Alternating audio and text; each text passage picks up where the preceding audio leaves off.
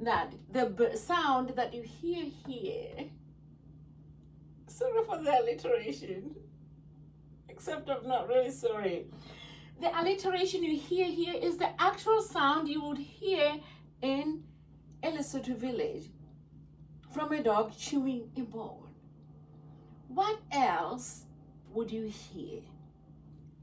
This is the crushing, the impact of the dog chewing the bone. This the percussive sound.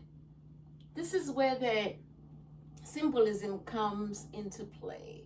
So I didn't want the reader to focus only on the symbolism that we experienced in this section at the expense of the acoustic realism in which the poem is rooted. If you have any questions, please let me know.